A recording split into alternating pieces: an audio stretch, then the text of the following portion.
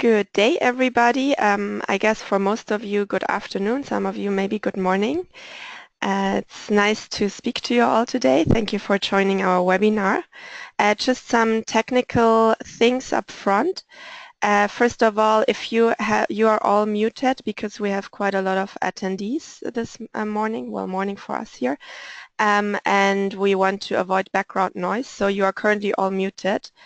However, if you have any problems, you can either write to us in the questions box, which you can see in your control panel, or you can send an email to myself. You have the email address here on the screen. For any questions throughout the webinar, we will have a question and answer session at the end. And as we're quite a few participants, we have to see how many questions we can answer in the end, but we'll try to answer as many as possible.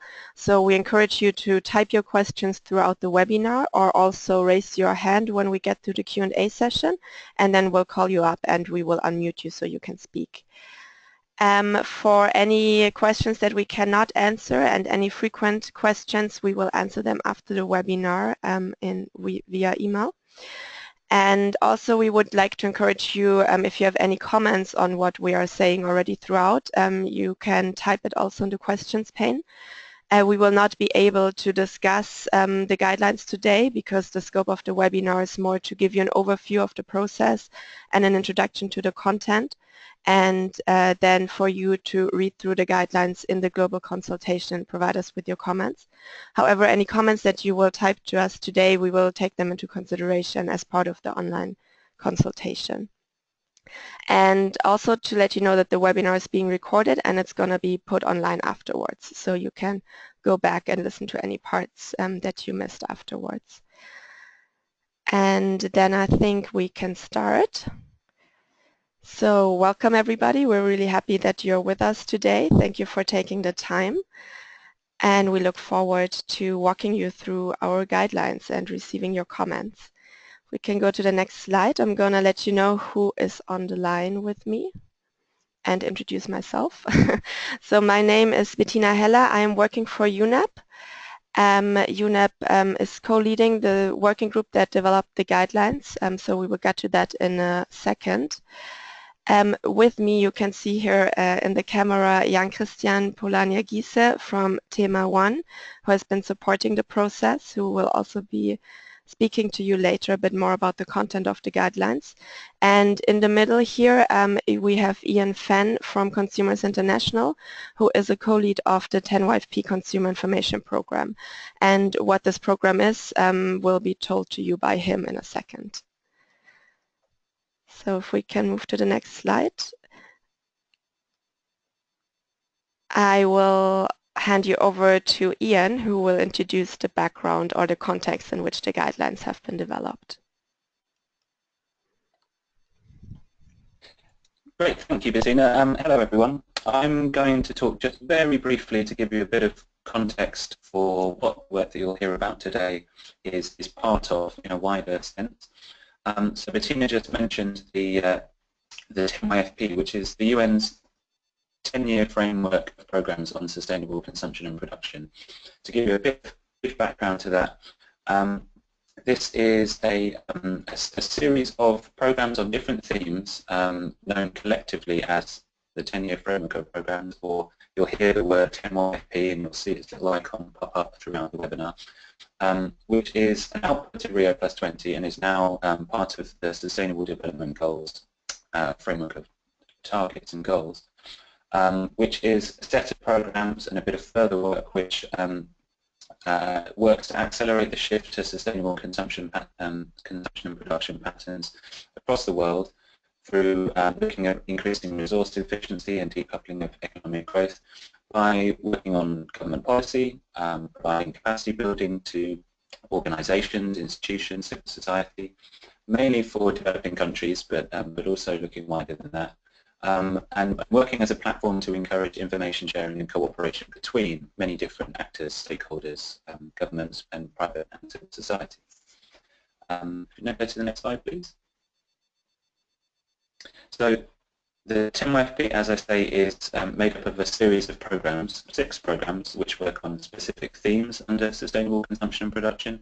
And the guidelines that you're going to hear about today are specifically part of the Consumer Information Program, which, next slide, explains why I'm here. So my name is Ian. I work for Consumers International, which is an NGO, but the global federation or member network of consumer groups and consumer organisations around the world, many of which I hope are here with us today, which would be great.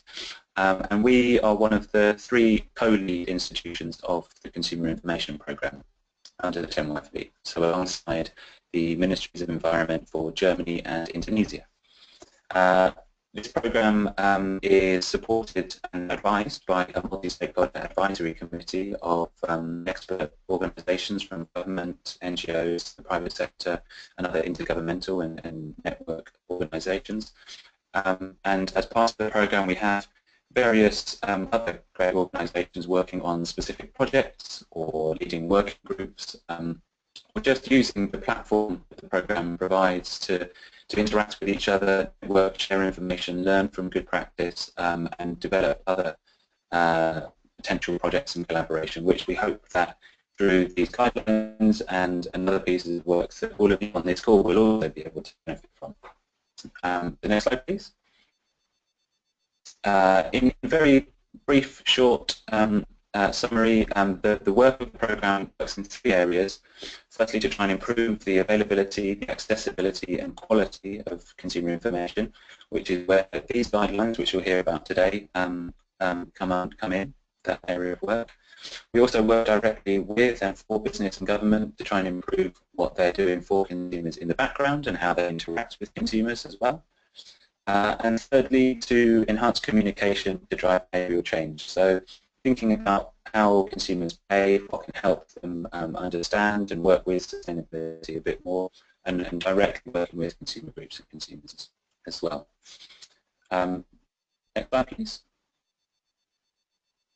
So this working group, well, the guidelines that you'll hear about today, the draft guidelines, are the result of a working group of some 30, 40 organisations have worked together to develop this draft. The process was led by UNEP, heard from the team already, we'll hear some more, the UN Environment Programme, and the International Trade Centre, ITC. So they've led this working group, which has been then facilitated by 2 organisations from Germany.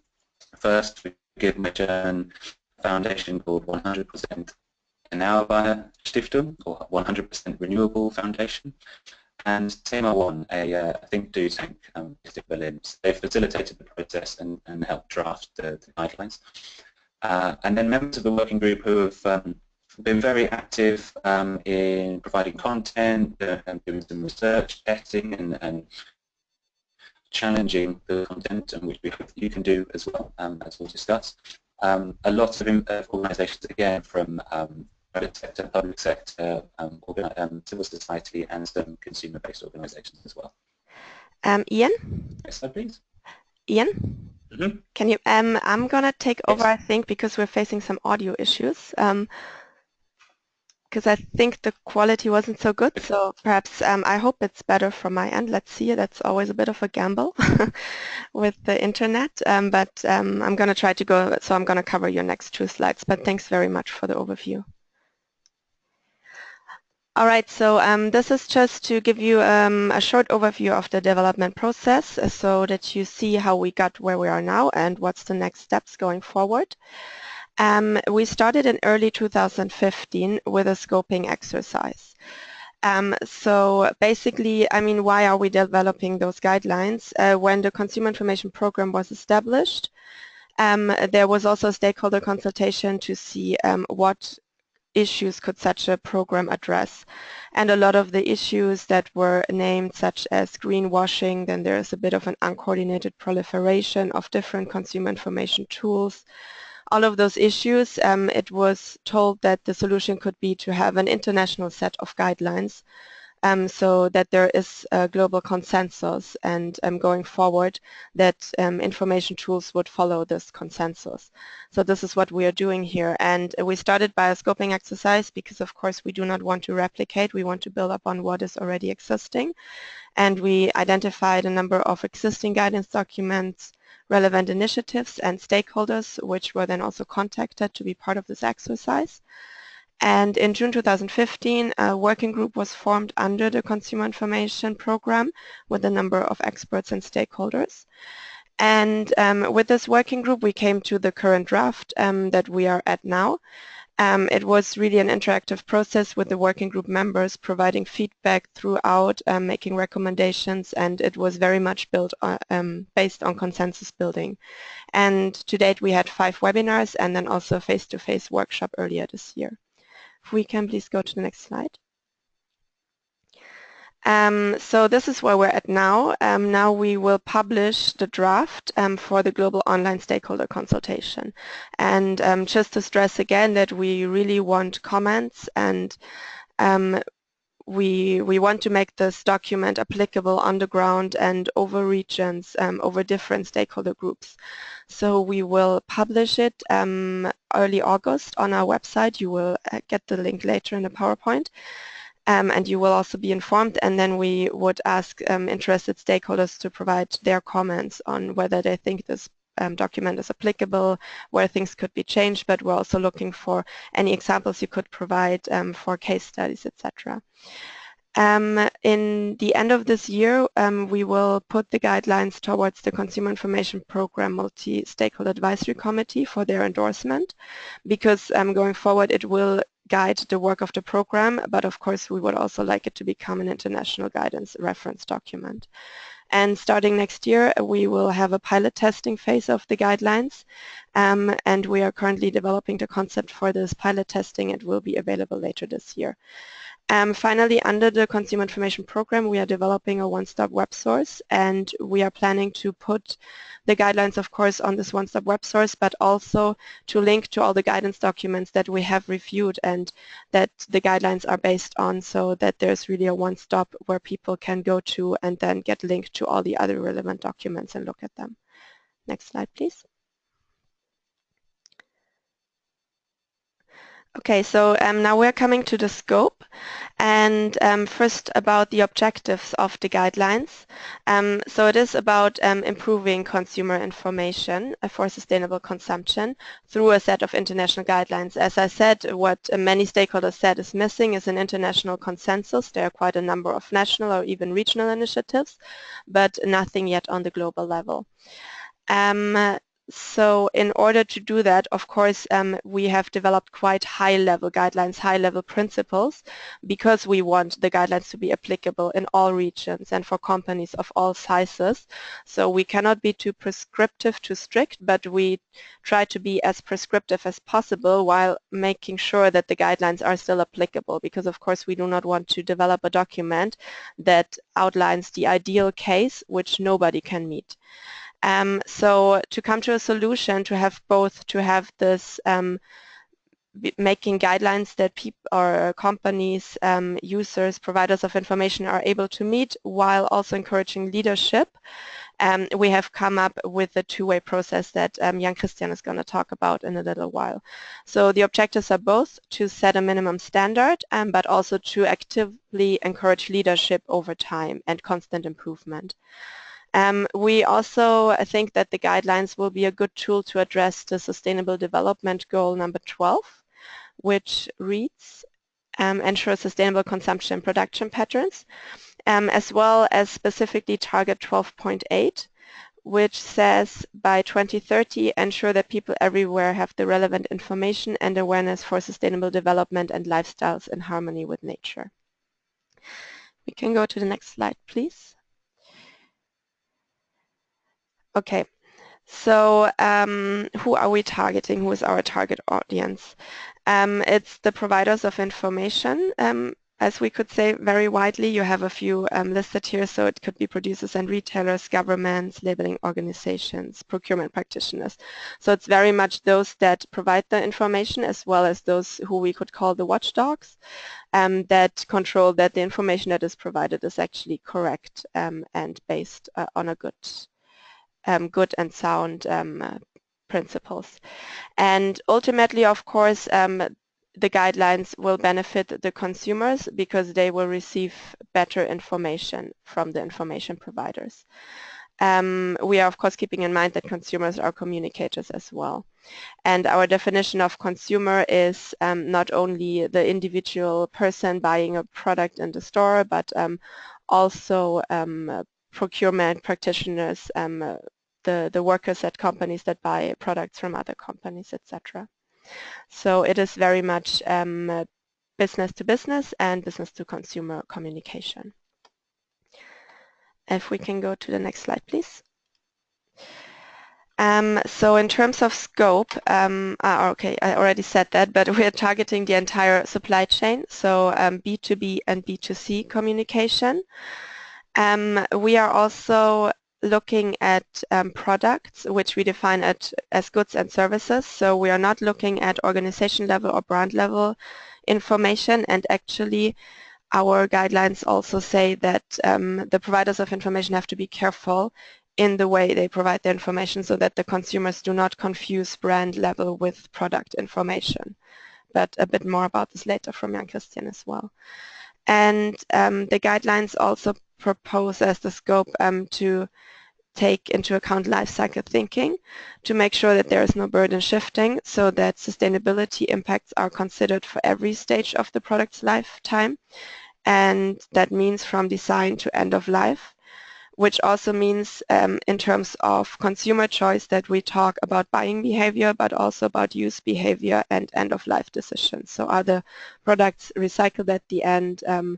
Are they really, do they have to be thrown away? Can they be reused, etc.? So life cycle thinking refers to a holistic perspective. And this is something that the guidelines cover in their scope. Next slide, please. To quickly talk about what is actually product sustainability information, what do we talk about here? Product sustainability information is defined by us as a range of tools and systems that seek to guide consumers to make sustainable choices. So again, about buying, but also about use and end-of-life phases of products. And they can take a number of forms. They include labels, voluntary standards, marketing claims, product declarations, footprinting, etc. And the scope is on environmental, social, and socioeconomic issues, and all connected to products. They can be single or multi-issue, and as we said, can follow a life cycle approach so that all the impacts of every stage of the product are taken into account. You have a few examples down here, which are a couple of labels. If we go to the next slide, we can see a couple of other examples. So of course this goes beyond labeling. There it could be written claims that are on the product itself. It could be something like here in the picture you see a receipt that outlines the carbon equivalent of the purchase that was made. You have different tools to communicate the information to consumers. Of course, you have a mobile phone-based information. You have campaigns about products, performance, etc. So it's really, again, a holistic perspective, not only looking at labeling, but going beyond. Next slide, please. Okay, so I'm going to hand over to Jan Christian, who's going to walk you through the principles, more of the content of the guidelines. Okay, good morning, good afternoon, and good evening, everybody. Yes, I'm going to introduce you to the principles that we are proposing in the actual draft of the guidelines. And before we go into each of the principles that you can find inside the guidelines, I want to provide you an overview how the guidance is structured. So we have two main sections on the principles. So we have a set of fundamental principles which are regarded as a requirement if the provider of information wants to adhere to the guidelines. And this is kind of the minimum criteria for reliable sustainability information. And then as a second section of principles, we have aspirational principles, which are individual principles,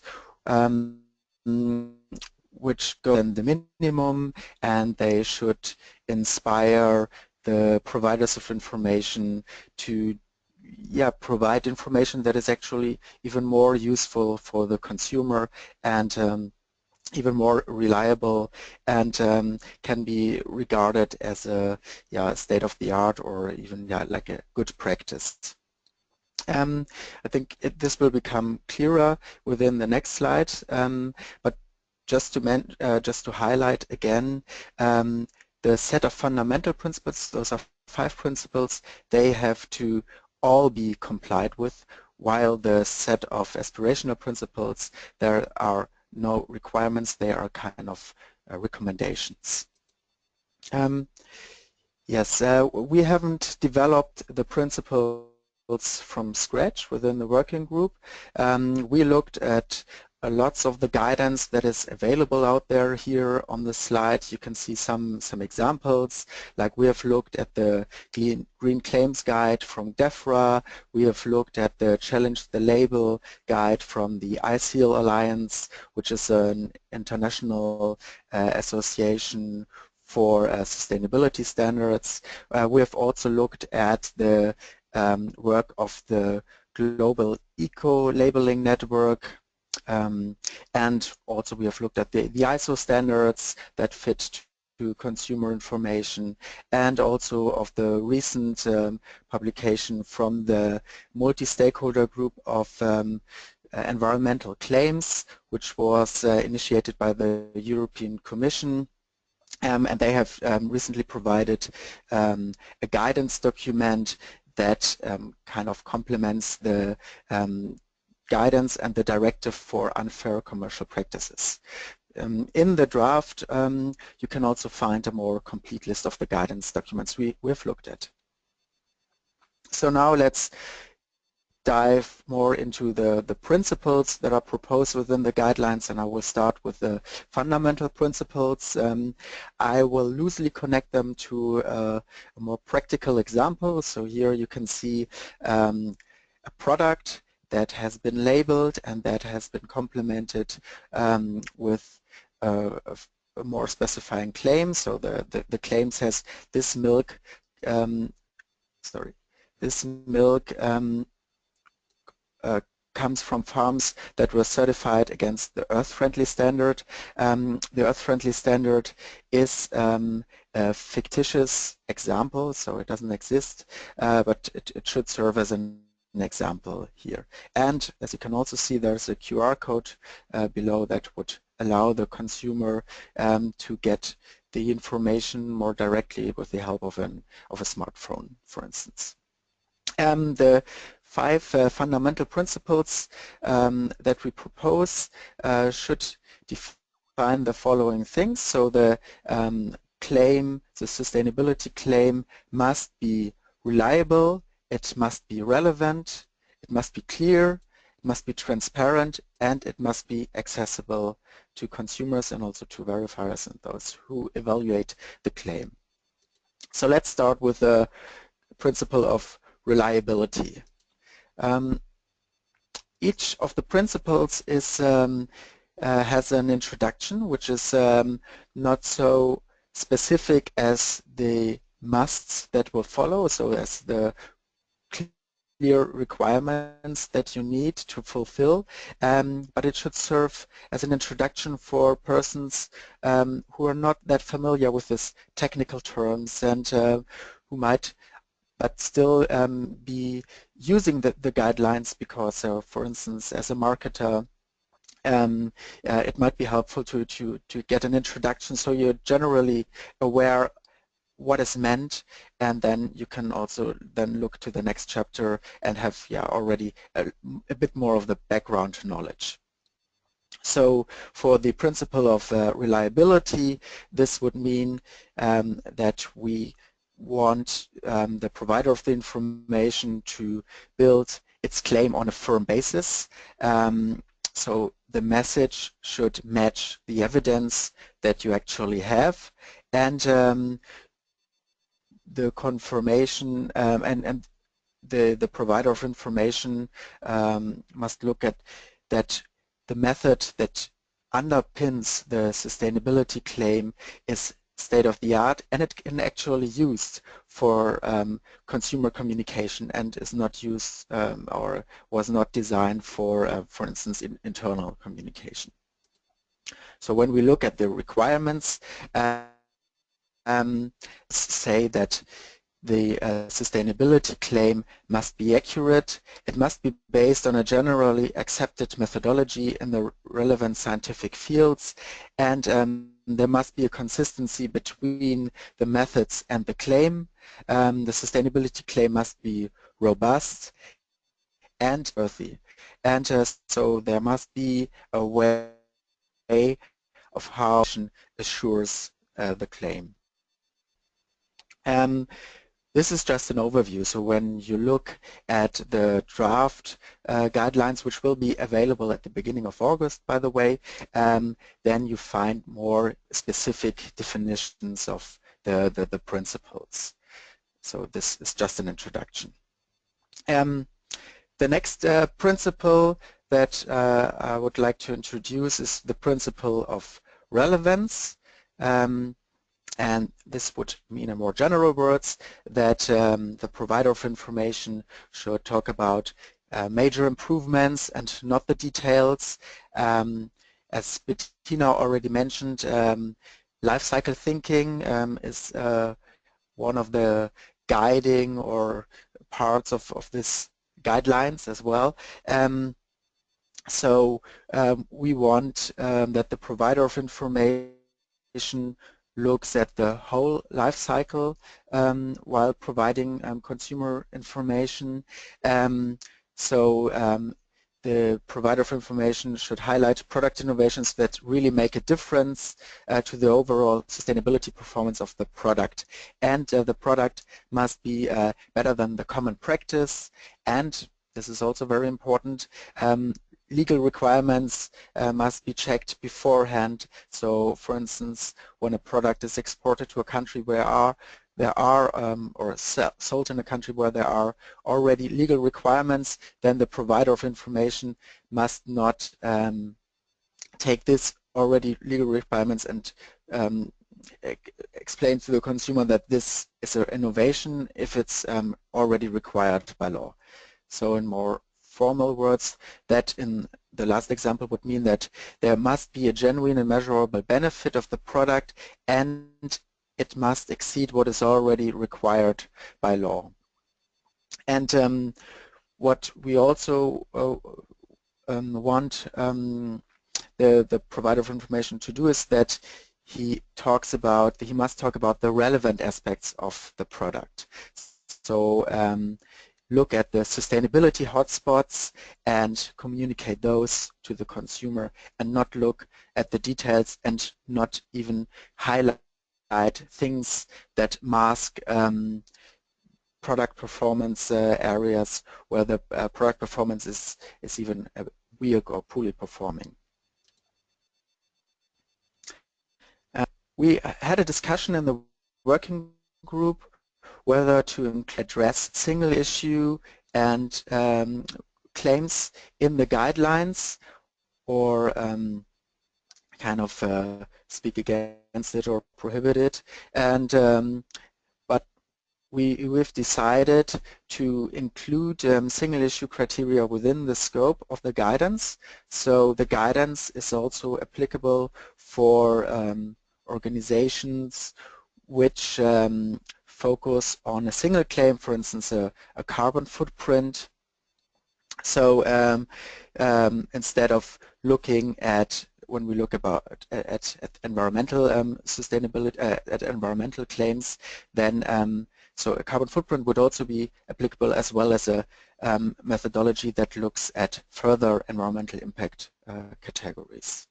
But the guidelines point out that there is a risk to shift negative impacts from one area to another if you just focus on one impact category, like climate change, for instance.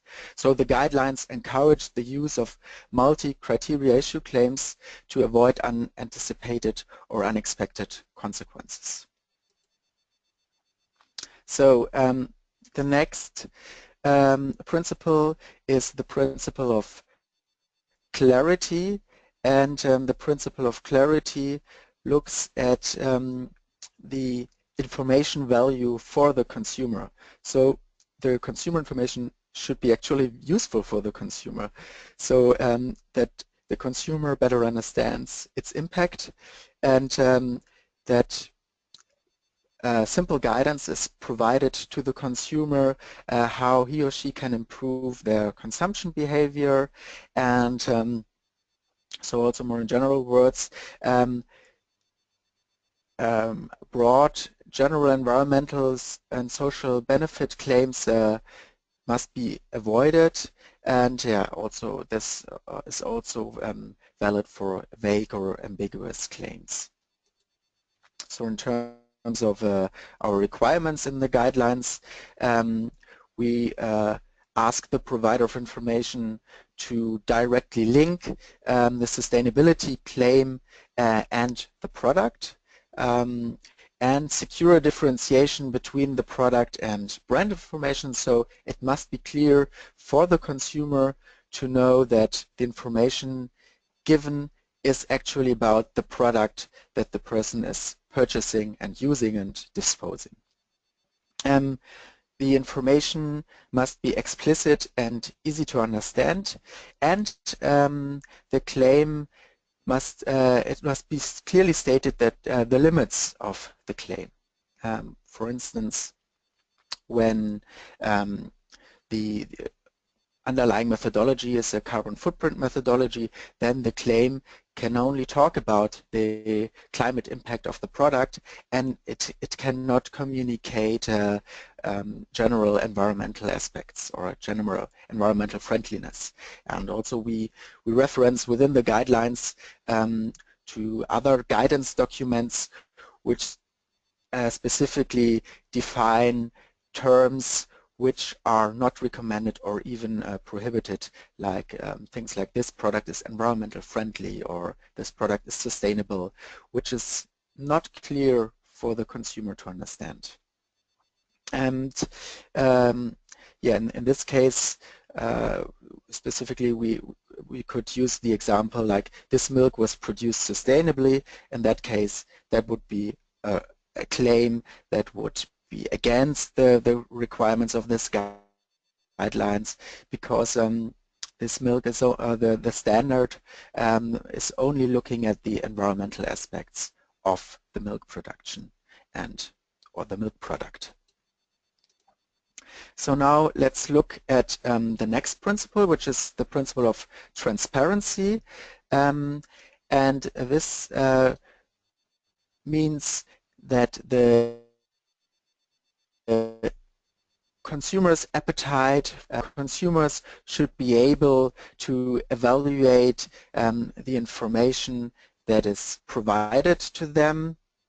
So that also means that the information should be comprehensible for the consumers, and the information in a way should also adapt to the diverging interests of consumers. Some consumers might have more a general interest, but other consumers might want to have like more detailed information. And what is also meant with transparency, that does not only look at transparency towards consumers, it also of course looks at transparency towards the organizations that evaluate the claim or that even verify the claim. So if the information that is underlying the claim is confidential, then the claim should not be made at all.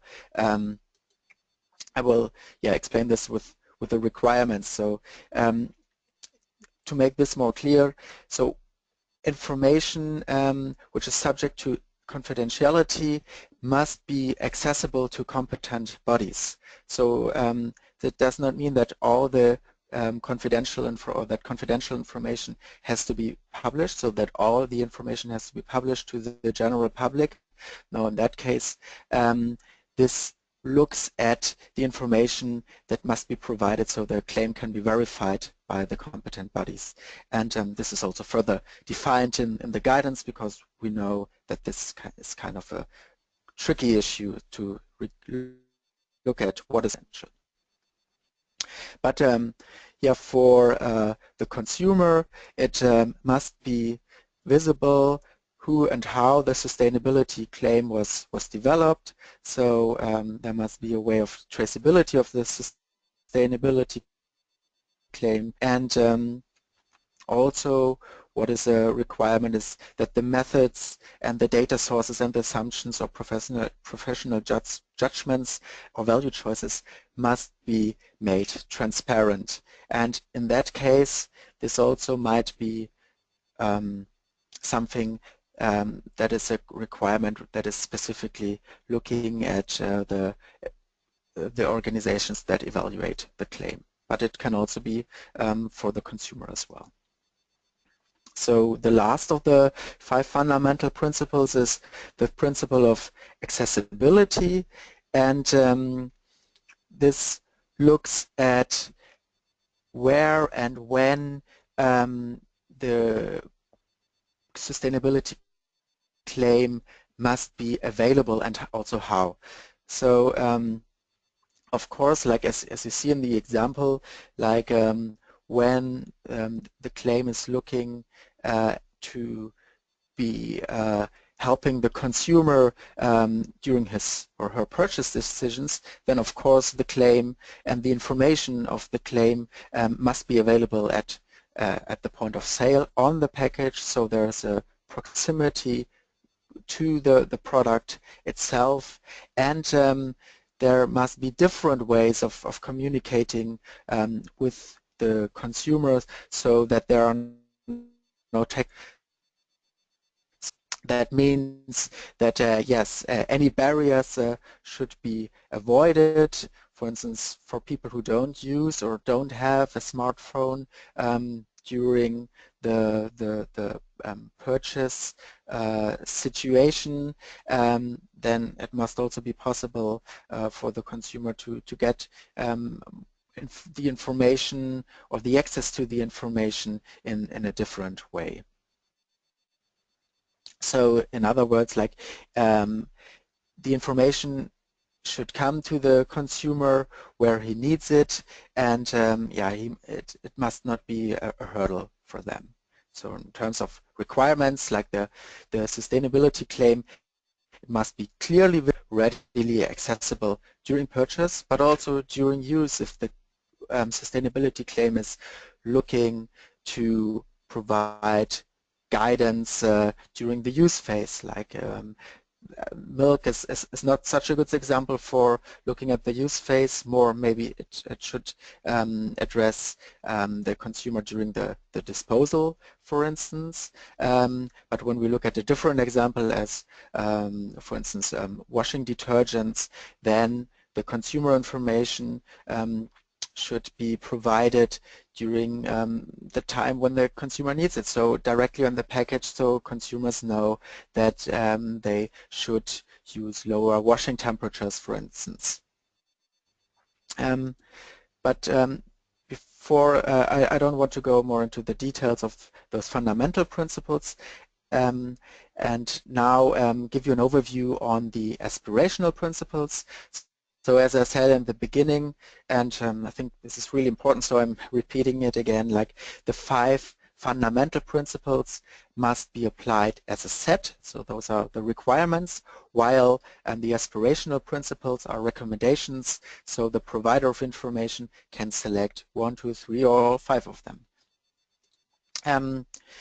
One of the aspirational principles is that the guidelines recommend to consider the 3 dimensions of sustainability so that they show a complete picture of product sustainability, and they inform the consumer on the improved performance of the product in the 3 sustainability dimensions. So when we look at the example, sustainability information to the consumer would include could include information on the social dimension, or ethical dimension, animal welfare, the socio-economic dimension, which could look at the fair payment of the farmers, or the environmental dimension, which could look at how, what improvements were made to reduce the climate impact by improving the feeding of the animals. And again, I would like to point out that the 5 fundamental principles are still valid. So the information, be it on the 3 dimensions, should look at the hotspots, also at the relevant impacts of the product. So and this should be explained also in a way to the consumer, so that the sustainability claim, if it's maybe it's a label that says it's a sustainability label, then it also should be more specific to the consumer to communicate, like, okay, what in this product is actually sustainable in the social, environmental, or socio-economic dimension, so that it's not a vague claim. We are aware that such a sustainability label that covers all 3 dimensions and that covers the whole life cycle of the product does not exist yet. There are some labels available, or some sustainability claims, which look at the 3 dimensions but only the life. And there are other labels which might look at the whole life cycle but only look at some parts of the environmental impact or some parts of the socioeconomic impact. So one way that is also highlighted in the guidelines could also be to combine different sustainability claims that can complement each other.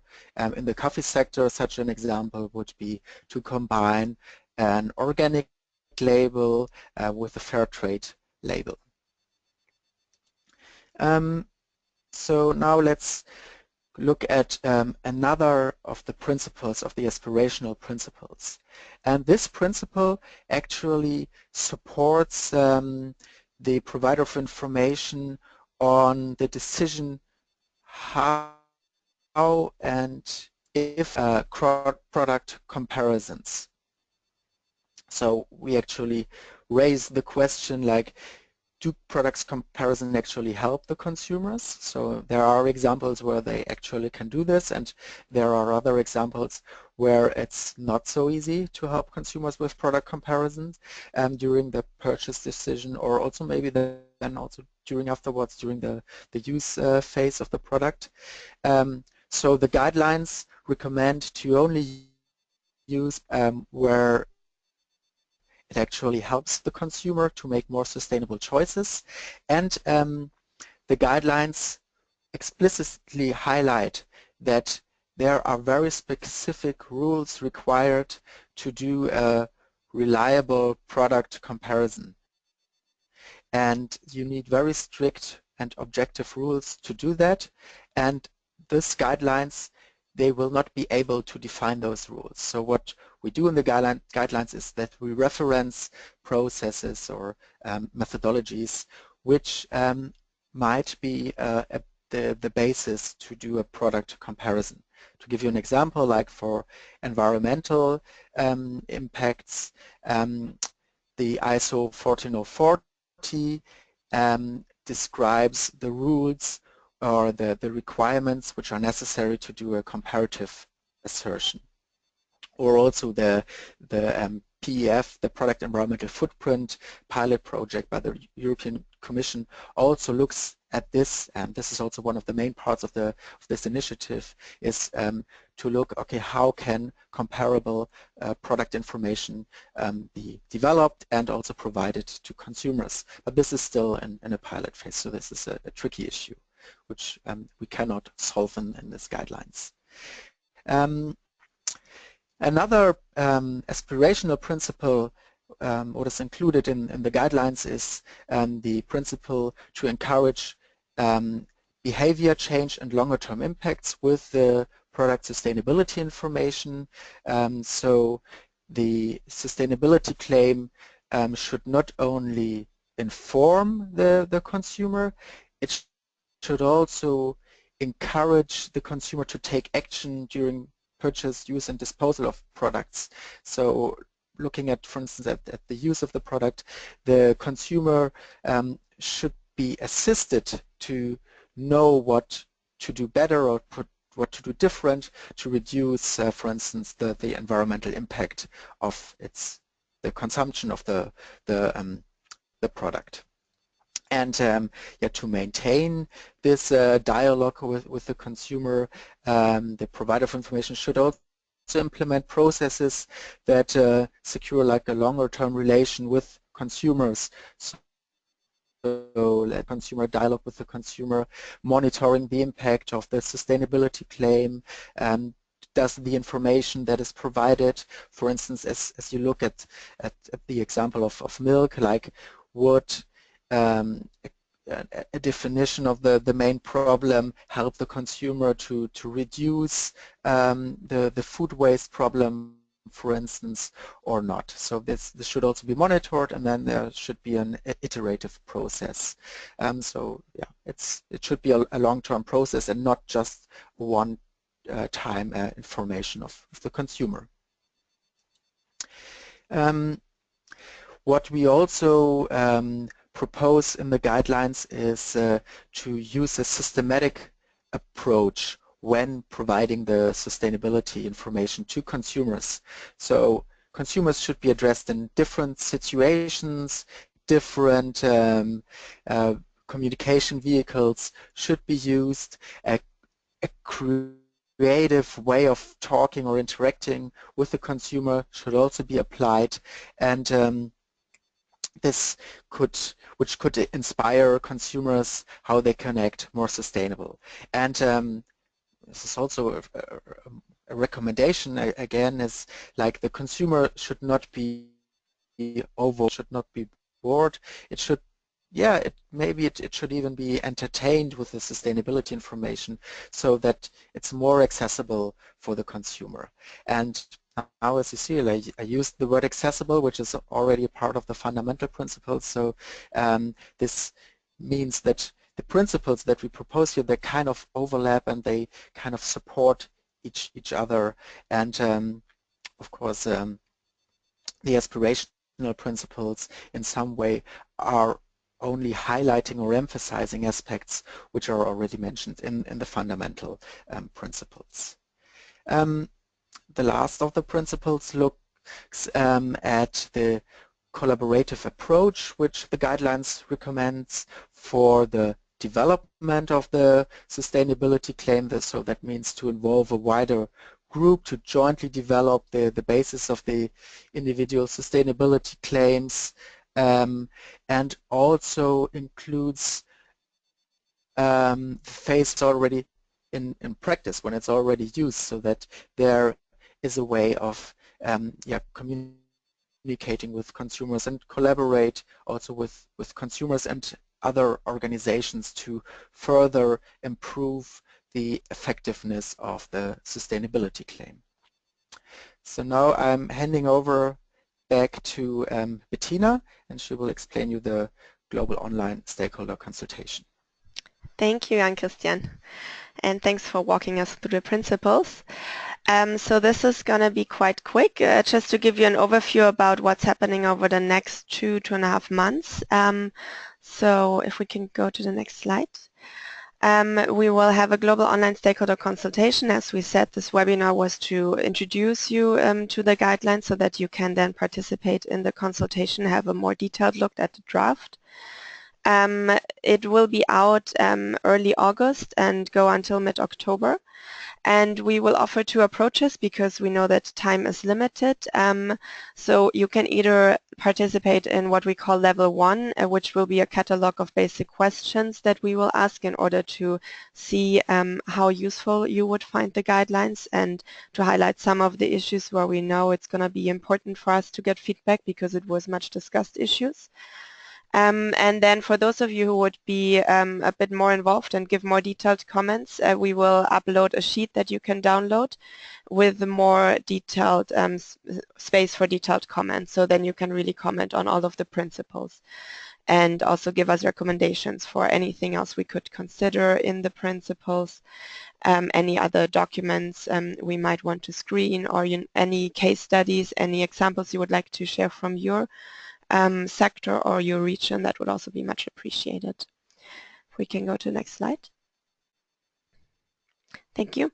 So as we said, it will be available soon and you will be notified. You can send us an email to the address here and we will answer any questions you might have up front.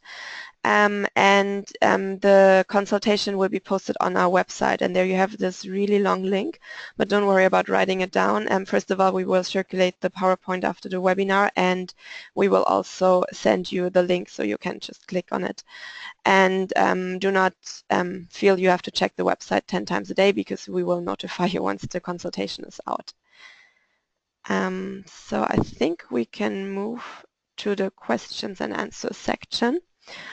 So I'm just checking. If you have any questions that you would like to pose, you can please raise your hand and we will unmute you. Otherwise, in the meantime, I would go through some of the questions that we have already received.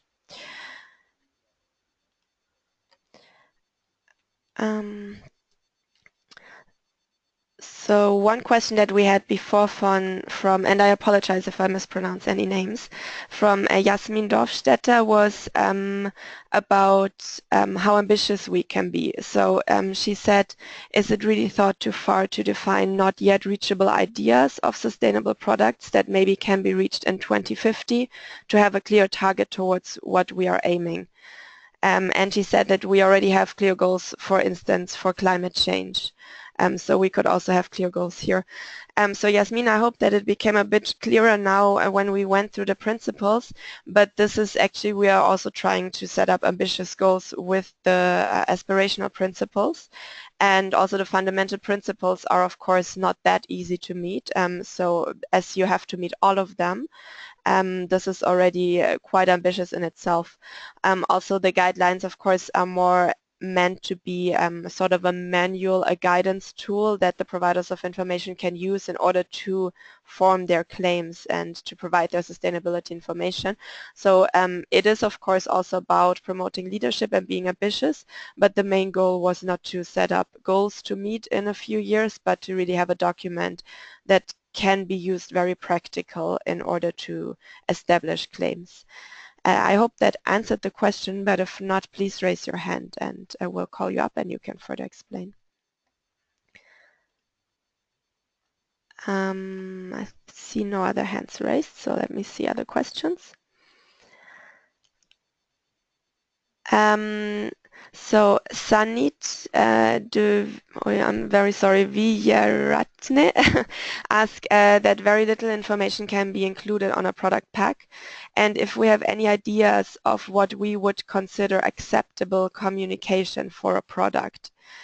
And just to say, since it is quite high-level principles, we do not go into this level of detail to say X number of information has to be provided, but if you follow the fundamental principles, then you know you have to provide information on the most relevant impacts.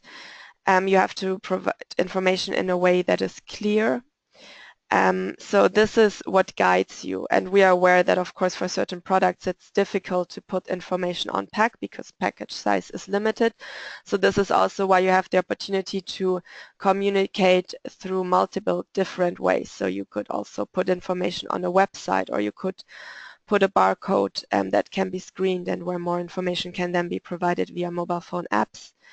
I'm also asking Jan Christian if he would like to come in and say a bit more about this.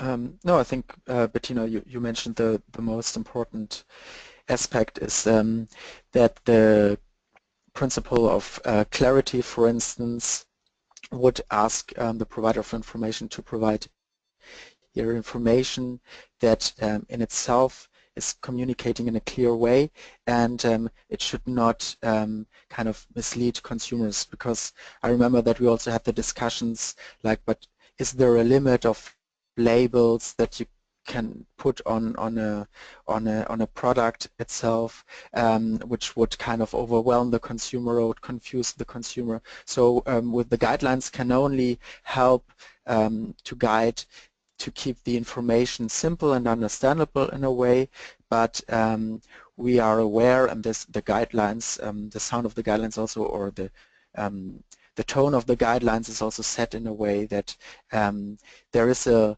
limitation of the information that can be provided on packs. So as Bettina said, I can only agree to that, like to also use other communication vehicles or other communication channels to further define the information that is required by consumers. Thanks, Jan Christian. So then there's a question from Jacques-Olivier Van Dende, who says you talk about communication from producer. What about the communication from the restaurants who make menus using and transforming different products? So this, maybe it came across as if we're only talking about producers. What we mean actually is these guidelines are supposed to be used by any information provider.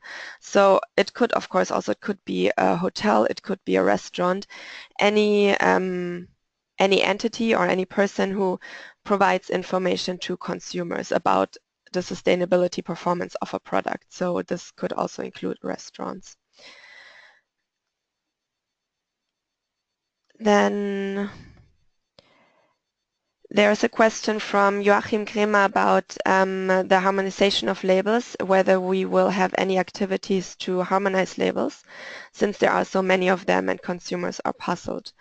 Thanks for this question. Of course, that's something that's one of the reasons for developing the guidelines is to fight this consumer confusion, and hopefully by more and more information providers sticking to the guidelines, the information that is provided to the consumer ultimately will also be harmonized, because they will all meet a certain standard and be similar in this account. But harmonizing labels goes beyond the scope of the guidelines, but under the Consumer Information Program, of course, we are doing more than just the guidelines. So this is one activity, and we will actually start a working group on eco-labels type 1, so only focusing on type 1, which will also look at harmonization over the long term. And you can look at our website for more information or send us an email, and we're happy to share more. Just checking if there are any hands raised. Yes. Do you want to come in, Jan Christian? Yeah, maybe in the meantime, I found one question that I think goes in the same direction. So there was a question by Sophia Khan who asked, like, does the guidance intend to cover some aspects of visualization? The first answer is no. So there is only the basic requirements that we propose. Like, so we have like this high level guidance. So we don't apply specific guidance on visualization, only general guidance. But what could also go in that direction that could help the provider of information is that we will provide in the guidance, also in the final guidance, we will provide some good examples, or even after the pilot phase, we will have some good or best practices which could guide you in a direction how visualization can look like, how and where it was regarded effectively to help consumers during purchase or use decisions. So that could be a way of how we also guide the development of the communication vehicles, or how they look like. Thank you. And Sophia, I actually see that you also have your hand raised, so I'm just gonna unmute you and you can speak if you had any other question. You should be able to speak now. Yeah, hi Bettina, hi Jan. Can you hear me well? Yes. Yes. Hi. Hi. Okay, great. So thank you for hi. Thank you for responding to my question. I think in continuation to that, I have one more, well, more clarification question. Is, you know, we're talking about trying to show very clear information in the label, and you know, it's going to be a tough job where there are so many labels already, especially when we try to look at the life cycle approach, you know, where we are talking about things related to behavioral change, talk about what exactly your product is doing, which is different from other products. And then there is a point, you know, in the aspirational principles where we are saying that individual claims, we will, you know, we suggest to have a collaborative approach. I think that's one solution moving forward, that people come together and, you know, agree on these are the 5 ways or 4 ways that we will communicate with our audience so that they're not confused. I think it will be good in the general interest. However, I just wanted to know, while doing this exercise, did you come across any examples in those lines where, you know, people are thinking about how do I clearly communicate with my consumers on things which is not which is outside of just one thing. You know, it's not about this milk was made from cows which were raised in, you know, free range, not like that, but which is talking about real impacts in the life cycle of the product. Have you come across any such example? So maybe if I understand you right, so you ask like if we found examples where more specifically the consumers were confronted with more complex issues like climate change or eutrophication or things like that, if we found examples that further define that in a good way and they were effective, is that the direction of your question? Yeah, not necessarily eutrophication, but for example, yeah, in case of, let's say, you know, milk or beef, it would be water, it would be land availability and GHG emission, somewhere in those range, right?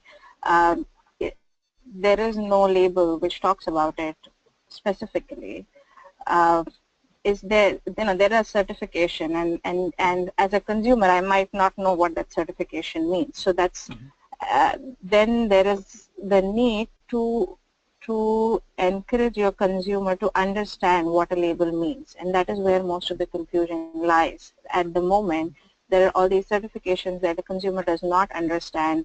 I have this conversation every now and then where, you know, people ask where FSC is better, or, you know, SF, what is the other one? Yeah, you know, between the forest management practices, which one is the better of the two? And, you know, being within the field, if you do not know very clearly which one is better than in the two, it's very hard for a consumer to make that choice at their level. Yeah, Sophia, I think it's a good point. A few things maybe. So first of all, well, we hope if you really provide information based on the principles that it would be quite clear what your label or your claim or, you know, whatever tool you use, what it covers, so that it would be clear to the consumer what is meant by it and what part of the product does it cover as well. And what content. Then also there's of course work to be done. We had a similar question before asking about whether we would work on with consumers for them to be aware that they can demand information, and for consumer side pressure, which is of course something we're looking at in the context of the Consumer Information Program, but which goes a bit beyond the scope of the guidelines because it's very issue specific, and since the guidelines are global and very high level, we can provide some examples, but we cannot cover every sector, every issue, every product. Then also, of course, there are some international initiatives also ongoing, like the International Trade Center Standards Map that I'm sure you're aware of, which are, however, more targeting, of course, not the end consumer, but more the producers. And Germany, GIZ has also developed a tool for public and private procurers where they can compare different standards that exist and what they cover. So it's something that is considered, but that goes a bit beyond our scope. But thanks so much. We'll keep it in mind. Yeah, so maybe I could add I agree that members of our working group are, for instance, the Environmental Ministry of France, and they did a pilot phase on environmental labeling where they communicated different aspects of different environmental aspects, including also more complex issues, and they did a pilot phase with lots of different producers and lots of different communication vehicles where they tested also how do these communication vehicles work with consumers, how it's perceived, and also one pilot phase that is going on in the European Commission now, the environmental footprint pilot phase. They also look at this consumer perspective, like what can a consumer actually understand, what is helpful for a consumer. So they also look at the behavior change aspects and at the impact of communication claims can have on consumers.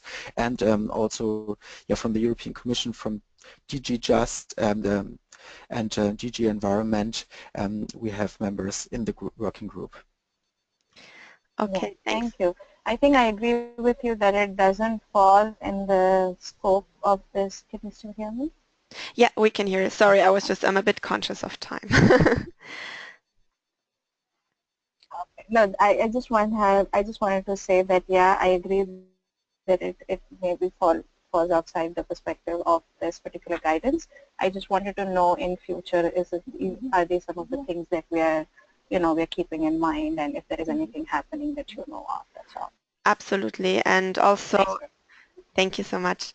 Since the Consumer Information Program is much a platform that benefits from the involvement of partners that bring on board the issues they would like to address and their knowledge, if you have any ideas, please don't hesitate to reach out to us. So one last question, Jan-Christian, I think this is more to you, from Jonas Bengtsson about how the guidelines relate to the ISO 1421 on environmental labels and declarations, and if there are any specific aspects which may not comply with the ISO standard.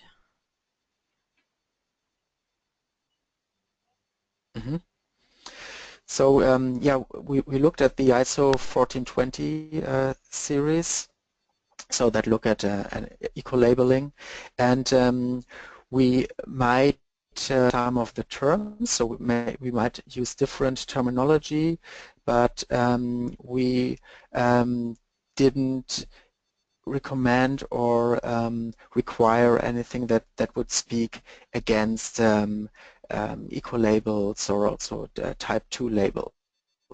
So we also, again, to kind of support our work, we are a multi-stakeholder group, and we also have members from the Nordics one, for instance, or from the German Environmental Ministry in our working group, who are pretty much working with type 3 labels, for instance. So what we looked at type 1 labels, I mean.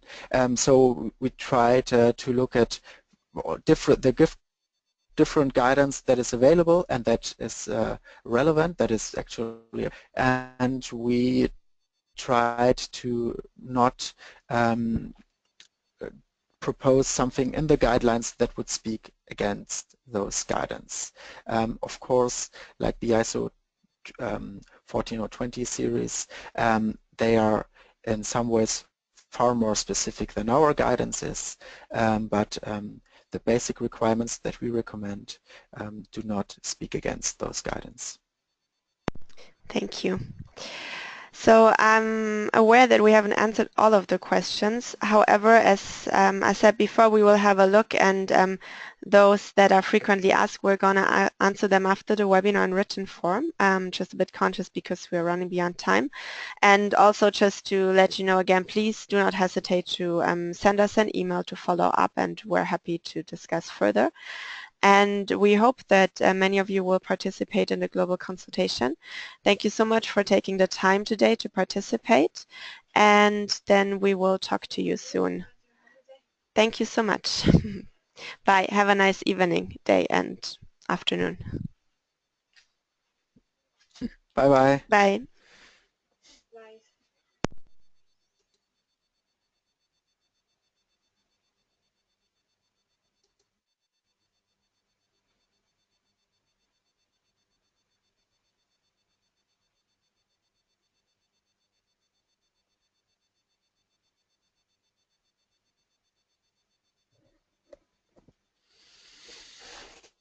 Mm-hmm.